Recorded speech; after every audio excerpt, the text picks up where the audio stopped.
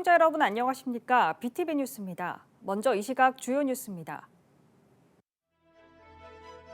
장맛비로 불어난 하천에서 사람이 휩쓸렸다는 소식이 매년 반복되고 있습니다. 그 원인을 살펴봅니다.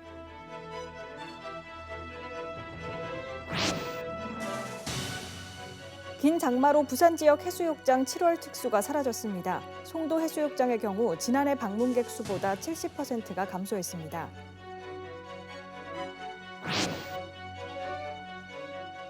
제8회 전국 동시지방선거를 통해 선출된 민선 8기 지방정부의 성과와 계획을 들어보는 시간, 김영찬 강서구청장을 만나 지역 현안과 미래 비전에 대해 들어봤습니다.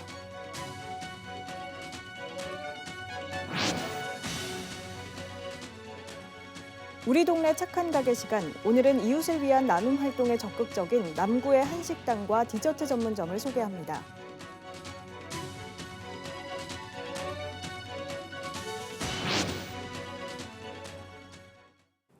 충북 청주 오송 지하차도 침수 사고로 온 국민이 가슴 아파하고 있습니다. 매년 장마가 오면 비슷한 사고들은 끊이지 않고 있는데요. 그 이유를 알아봤습니다. 김윤정 기자입니다. 호우특보가 내려진 지난 11일 사상구 학장천. 산책로를 걷던 60대 여성이 갑자기 불어난 물에서 미처 빠져나오지 못했고 현재까지 실종된 상태입니다. 전국 어디에선가 매년 벌어지는 안타까운 일입니다. 지하 공간 침수 방지를 위한 실무 매뉴얼은 있지만 지방하천 침수에 대한 명확한 통제 기준은 없습니다. 그냥 개인이 조심해야만 합니다. 일단은 저희가 가지고 있는 기준은 따로 없었습니다. 저희는 그 자동 차단 시설이 없어서 일일이 손으로 수작업을 해야 되거든요. 하천이 위치한 관할 지자체가 자체적으로 통제 결정을 하고 있습니다. 지자체에서 지금 하천을 관리하는 각 구군에서 이 범람에 대해서 규정을 마련하고 그에 대한 통제를 하고 있는 상황인데 지금 이러다 보니까는 일괄적으로 총괄적으로 관리할 수 있는 컨트롤 타워 기능이 없다 보니까 부산 지역 지방하천은 총 45곳. 이 중 하천변 산책로가 조성돼 있어 침수 시 인명피해를 막기 위해 빠른 조치가 필요한 곳은 18곳입니다. 하지만 부산에서 침수 시 원격 통제가 가능한 차단 시설이 설치된 곳은 온천천 단 한 곳뿐입니다. 하천 침수 시 시민들에게 빠른 대피 상황임을 알리는 시스템조차 지자체에서 제각각으로 운영되고 있습니다. 하천 수위 관측 시스템조차 사실상 무용지물입니다.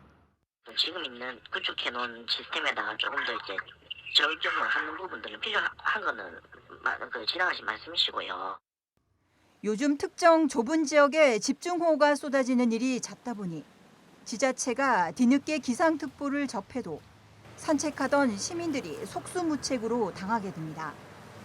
통합된 기준 마련, 빠른 경보 시스템이 절실합니다. 이제 지방 하천이나 소하천은 앞으로 계속해서 우리가 관심을 가지고 이런 재난 안전 시설을 확충을 해서 시민들이 안전하게 운동을 즐기고 또 여가 생활을 할 수 있도록. 현재로서는 개개인들이 일기예보를 사전에 확인하고 미리 대비하는 것만이 사실상 유일한 대책입니다. BTV 뉴스 김윤정입니다. 긴 장마로 부산 지역 해수욕장 방문객 수가 큰 폭으로 감소했습니다. 개장 첫 주말 10만 명이 넘게 방문한 송도 해수욕장은 이후 계속된 비로 7월 중순까지 지난해 방문객 수의 절반에도 미치지 못했습니다. 장동원 기자입니다. 모처럼 햇살이 비친 20일 송도 해수욕장입니다. 피서객들은 평일 한산한 백사장에서 일광욕을 즐기고 아이들은 시원한 바다에 몸을 던집니다. 기분이 너무 좋아요. 이제 뭔가 다대포는 얕은데 송도는 깊고 애들이랑 놀기도 좋아가지고 좋은 것 같습니다. 한동안 해수욕장에선 피서객들을 찾기 어려웠습니다. 부산시 통계에 따르면 부산 지역 해수욕장 방문객 수는 지난해보다 100만 명가량 감소했습니다. 가장 큰 원인은 길어진 장마. 7월 부산에서 비가 오지 않은 날은 단 3일에 불과합니다. 그 3일마저도 기온이 낮고 흐린 날씨였습니다. 지속된 장마로 7월 중순까지 송도해수욕장 방문객 수는 지난해보다 약 70%가 줄어든 것으로 나타났습니다. 송도해수욕장은 개장 첫 주말 이틀간 97,700여 명이 방문해 해운대와 비슷한 수준이었습니다. 지난해 같은 기간과 비교하면 76%나 증가한 수치입니다. 하지만 지난 15일까지 전체 방문객은 17만 2,400여 명에 그쳤습니다. 지난해 58만 명이 방문한 것에 비해 70%가 줄어든 겁니다. 개장 첫 주 부산에서 가장 큰 폭의 증가세 이후 장맛비로 또 가장 큰 감소폭을 보였습니다. 개장할 때는 여기 한 3줄 이상 찼는데 끝나고 난 이후로 계속 비. 하루에 내 태어나갖고 바닷가에 마수도 못하고 집에 갔습니다. 하루 종일 앉아있으면 한 15,000원. 상인들은 학생들의 방학과 장마 이후를 기대하고 있습니다. 한편 서구는 22일부터 백사장에 유아 해수풀을 개장하고 해변 영화 상영과 각종 축제들을 마련해 방문객들을 끌어모은다는 계획입니다. BTV 뉴스 장동원입니다. 제8회 전국 동시지방선거를 통해 선출된 민선 8기 지방정부의 성과와 계획을 들어보는 시간 마련했습니다. 이번 시간에는 김영찬 강서구청장을 만나 지역 현안과 미래 비전에 대해 들어봤습니다. 박지한 기자입니다. 안녕하십니까. 부산 강서구청장 김영찬 인사드립니다. 반갑습니다.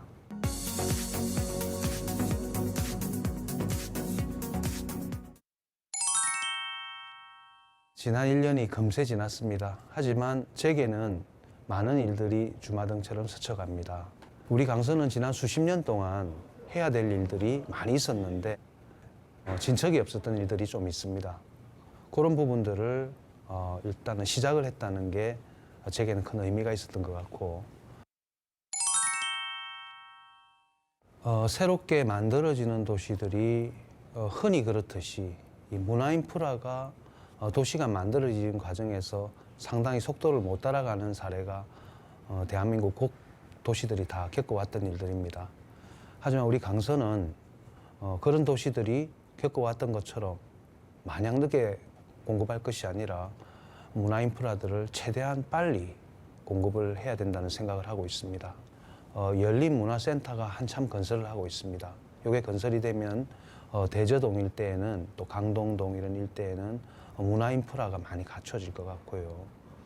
또 이제 명지 쪽으로 좀 내려가게 되면 낙동강 아트홀 1,000석짜리 클래식 공연장과 300석짜리 복합 공연장이 이제 갖춰질 텐데 이것도 지금 골조가 올라가고 있습니다. 그 다음에 이제 명지동에 복합 민원센터를 하나 만들 건데 이 복합 민원센터에는 우리 상대적으로 부족한 문화 인프라를 좀 대거 안에 확충을 하려고 합니다. 이런 것들을 확충하게 되면 이 공연이라든지 이 문화 생활을 하는데 많이 도움이 될 것 같고요. 우리 강서구에는 교도소와 그다음에 보호관찰소 2개의 교정시설이 있습니다.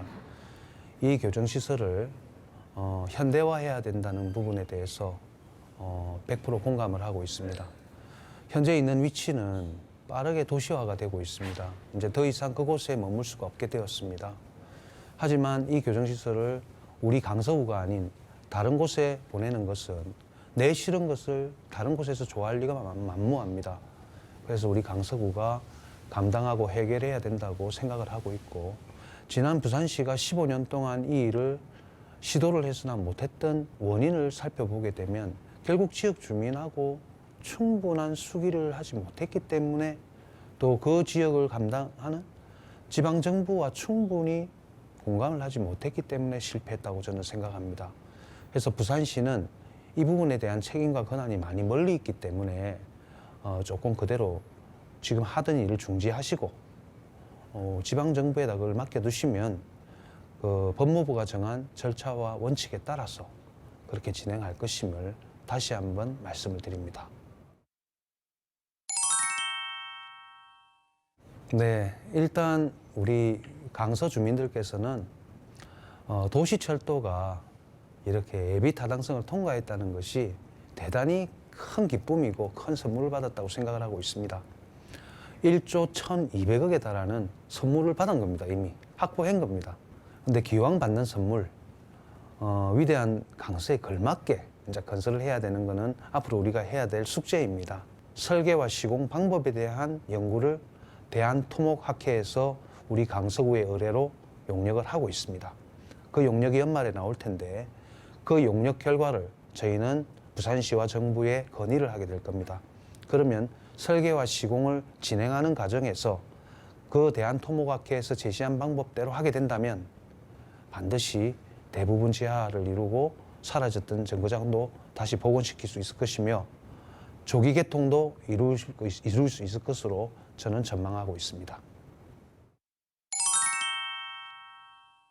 우선 6개 지자체가 낙동강에 배를 좀 띄우자, 유람선을 좀 띄워서 관광이라는 것을 가지고 한번 번영을 한번 해보자 해서 상당히 구체적으로 지금 진도를 내고 있습니다. 또 하나는 축제를 좀 같이 하자. 축제를 각각 하는 것보다 모아서 좀 하는 게 안 좋겠나. 조금 무거운 주제로 얘기를 하게 되면 우리 강서구가 제안한 철새 도래지 문화재 보호구역 합리적 조정, 이 부분에 6개 지자체가 모두 한뜻, 한 마음으로, 한 목소리로 정부에 대해서 요구를 하고 있고요. 또 최근에 대저대교, 이런 거는 이제 우리 김해도 관계가 있고 우리 강서구, 사상구 다 관계가 있습니다. 이 대저대교를 원안대로 건설하는데 힘을 모아서 결국 원안대로 지금 가고 있고, 앞으로 은궁대교나 장락대교나 이런 도시 인프라에도 힘을 모을 것입니다. 앞으로 강서는 이주해 오신 분들이 훨씬 많을 겁니다. 굉장히 도전정신을 가지고 개척정신을 가지고 오신 우리 국민들입니다. 저는 이 국민들과 앞으로 강서가 얼마나 위대한 도시가 될 것이라는 것을 함께 공유하고 고민하고 했던 부분들이 참 기뻤습니다. 우리 국민 여러분, 우리 강서는 정말 위대한 도시가 될 거고 그 위대한 도시는 바로 우리 국민들과 함께 만들어 나갈 겁니다.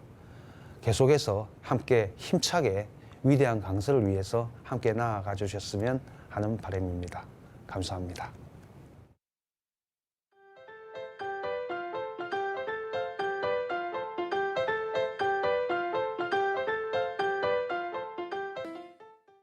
지역경제 활성화 프로젝트 우리 동네 착한 가게 시간입니다. 오늘은 장사보다 이웃 돕기에 더 열정적인 가게 대표를 소개합니다. 남구에 있는 삼겹살 전문 한식당과 제과 명장이 만든 디저트 전문점입니다. 남구 용호동 장산봉 아래에 있는 한 동네. 이곳에선 꽤나 이름난 삼겹살집이 있다고 해 찾았습니다. 이름처럼 식탁마다 놓인 큰 솥뚜껑. 여기에 삼겹살, 아니 오겹살이 올라옵니다. 기본 3인분인데 전라도 김치 반 포기가 딱. 밑반찬 중 눈에 띄는 것 하나. 서해안에서 왔다는 세발 나물 절임입니다. 여기에 계란말인 줄 알았는데 알고 보니 가지가 든 가지계란 전도 만납니다. 처음 왔다고 하니 재료를 일일이 소개해주고 맛있게 먹는 법까지 알려줍니다. 여기에 꽁뼈로 육수를 냈다고 하는 밀면은 7,000원. 개운한 맛입니다. 보글보글 끓는 된장찌개는 밥을 말아 먹어도 좋을 것 같습니다. 이 가게는 얼마 전 용호 3동 행정복지센터에 이웃돕기 성금으로 100만 원을 기부했습니다. 그리고 알게 된 사실, 가게 주인장은 부산의 착한 가격 업소도 대표하는 분입니다. 부산시 착한 가격소는 타 지역보다 지금 잘 되고 있는 상황입니다. 그래서 하여튼 다 용기를 잊지 마시고 다 이제 우리 말 그대로 가격이 저렴한 그러니까 많이 찾아와 주셔가지고 우리 착한 가격소 업소를 많이 지원해 주셨으면 좋겠습니다. 30년 넘게 한자리를 지켜온 이 동네 식당. 매달 첫째, 셋째 월요일은 쉬고 둘째, 넷째 월요일은 오후에 문을 엽니다. 다음으로 찾아간 곳은 남구 대연동의 한 디저트 카페. 이 가게 특허를 받은 단팥빵이 있습니다. 이름하여 동백빵. 얇은 페스츄리 안에 팥이 한가득입니다. 함양에서 난 팥으로 만들었다는데 맛보니 질릴 것 같진 않습니다. 이쯤에서 궁금해지는 게 있습니다. 가게 이름에 들어간 7이라는 숫자의 의미는 뭘까? 케이크와 빵, 타르트와 초콜릿, 커피 등 7가지 디저트를 의미한다고 합니다. 이 가게 주인장 알고 보니 부산의 죄가 명장입니다. 거기다 남구의 소상공인도 대표하고 있답니다. 얼마 전에 남구에 고향사랑 기부금을 300만 원이나 냈는데 그 답례품도 다시 기부한다고 합니다. 저도 되게 어려웠을 때도 있고 저도 중간에 한두 번 정도는 진짜로 어떻게 포기할 만큼 어려웠던 그런 시기를 느꼈기 때문에 세상은 혼자 살아가는 것도 아니고 같이 더불어서 살아가는 거기 때문에 조금 있을 때 같이 우리가 나눌 수 있는 거라는 거는 큰 힘이 될 수 있다고 그렇게 생각했기 때문에 제과 명장이 만드는 동백빵은 이곳 대연동뿐만 아니라 해운대와 다대포, 백화점에서도 맛볼 수 있답니다. 번창하는 가게처럼 나눔 활동도 널리 퍼져나가길 기대해 봅니다. 우리 동네 착한 가게 김석진입니다.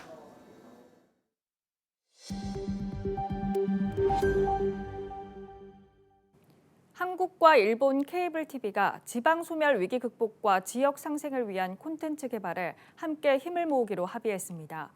한국 케이블 TV 협회와 일본 케이블 연맹은 일본 도쿄에서 20일 간담회를 열어 양국 케이블 TV 산업의 번영을 위한 상호 협력 방안이 담긴 양해각서에 서명했습니다. 양측은 케이블 TV 중심의 한일 관광 플랫폼 구축을 추진하고 여행 프로그램과 지역 채널 커머스 방송도 공동 제작해 나갈 계획입니다. 한국 케이블 TV 협회 이중희 사무총장은 한일 케이블 TV 중심의 공동 사업을 지속적으로 발굴해 가속하는 양국의 지역 소멸 위기를 돌파해 나가겠다고 밝혔습니다. 어느 지역에 살지를 결정할 때 중요한 요소 중 하나가 아이들의 교육 환경입니다. 인구 감소를 겪고 있는 지역의 교육 인프라가 획기적으로 바뀐다면 어떤 변화가 나타날까요? 소멸위기 지역 중 한 곳인 부산 원도심 중구가 국제화, 외국어 교육의 중심지로 거듭날 예정입니다. 보도에 안수민 기자입니다. 중구가 교육부의 교육 국제화 특구 중 한 곳으로 지정됐습니다.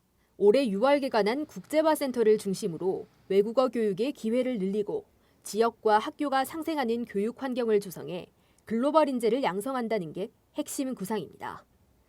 특구 지정에 따라 지역 초중고등학교는 영어 캠프를 비롯한 외국어 교육 프로그램이 대폭 확충되고 해외 학교와의 국제교류 프로그램도 추진될 예정입니다. 영어 놀이터나 영어 카페 같은 시설도 만들어집니다. 특히 지역 한 고등학교는 국제공인 교육과정인 국제바칼로레아, IB 교육과정이 도입돼 국제화 선도학교로 육성됩니다. 학교뿐만 아니라 지역 주민 모두가 참여할 수 있는 어학 프로그램도 다양하게 추진됩니다. 2023년부터 5년간 종합계획을 수립하고 시교육청과 서부교육지원청과 협력해서 우리 중국 국제화센터를 기반으로 글로벌 어학당 그리고 초등학생 체험형 영어 캠프 운영, 또 청소년 영어 말하기 대회 등 중구만의 다양한 교육 사업을 추진할 계획입니다. 교육 국제화 특구 특별법은 기존 초중등 교육법에서 벗어나 별도의 교육과정과 교과서를 편성할 수 있도록 자율성을 부여하는 특례 혜택, 또 국제학교 설립을 비롯해 재정 지원 등 정부가 적극적인 지원을 할 수 있는 각종 근거를 담고 있습니다. 특구 지정으로 규제가 줄고 지원이 늘어난 만큼 지역 교육이 획기적으로 도약하는 계기가 될 전망입니다. 미래에 대한 확실한 투자는 교육이라는 평소에 제 소신 위에 교육 국제화 특구 선정까지 보태진 만큼 다양한 교육 국제화 사업을 제대로 추진해 보겠습니다. 이를 통해서 우리 청소년들이 북한 시대를 이끌 글로벌 세계 시민으로 멋지게 성장할 수 있을 것이라고 기대합니다. 인구 4만 선 붕괴와 함께 학생 수가 크게 줄며 학교를 비롯한 교육 인프라가 축소되고 또다시 인구가 빠져나가는 악순환을 겪고 있는 중국. 교육 국제화 특구가 지역에 다시 사람을 불러올 견인책이 될 것인지도 주목됩니다. 헬로티비 뉴스 안수민입니다. 지난달 늘봄학교 시범교육청으로 선정된 부산시 교육청이 2학기부터 부산 늘봄학교 시범 운영에 들어갑니다. 늘봄학교는 학교 안팎의 교육자원을 활용해 초등학교 정규 수업 전후 양질의 교육 돌봄 통합 서비스를 제공하는 것으로 부산형 늘봄학교는 학교 안과 밖 분야를 나눠 놀이체험 중심의 교육과 돌봄을 비롯해 지역 아동센터 등과 연계한 다양한 프로그램을 운영합니다. 교육청은 올해 2학기 초등학교 50곳을 시작으로 2025년까지 305개 학교로 확대해 나갈 방침입니다. 남구가 교육국제화 특구로 선정됐습니다. 교육국제화 특구는 교육부가 지역의 특색을 반영해 교육국제화 사업을 중점 추진하는 것으로 이번에 3기를 공모했습니다. 남구는 특구 선정으로 5년간 초중등 교육법이 아닌 특례법을 적용받게 되며 교육청 특별교부금 배분에서 우선순위를 차지할 수 있고 정부의 재정 지원을 받게 됩니다. 수영구 광안삼동 행정복지센터는 지난 19일 연수로 404번 길 27번지의 신축 건물로 옮겨 문을 열었습니다. 이번에 문을 연 센터는 사업비 35억 원이 투입돼 400제곱미터의 면적에 지하 1층, 지상 4층 규모로 지어졌습니다. 센터 안에는 민원실을 비롯해 강당과 프로그램실, 공유주방 등 주민 커뮤니티 시설로 꾸며졌습니다. 전국의 주요 소식을 알아보는 오늘 전국 시간입니다. 오늘은 어떤 소식들이 들어와 있을까요? 경기 소식부터 살펴보겠습니다. 경기도가 내년부터 시내버스 준공영제를 도입합니다. 2027년까지 1,100여 개 노선 6,200여 대를 준공영제로 전환할 계획입니다. 20일 오전 서울 동남권과 서남권 등 11개 자치구에 폭염경보가 발효됐습니다. 기상청은 21일까지 35도 이상의 무더위가 지속될 것으로 전망했습니다. 인천광역소각장 예비후보지를 두고 논란이 일고 있습니다. 인천시는 법적 절차에 따라 공정하게 진행됐다는 입장이지만 주민들의 반발은 커지고 있습니다. 대구 중구의회 구의원이 유령회사를 설립한 뒤 중구청과 여러 차례 수의계약 거래를 해온 것으로 드러났습니다. 감사원 감사 결과 밝혀진 사안인데 수의계약은 총 8차례 1,600만 원이 넘었습니다. 지금까지 이 시각 전국 소식이었습니다.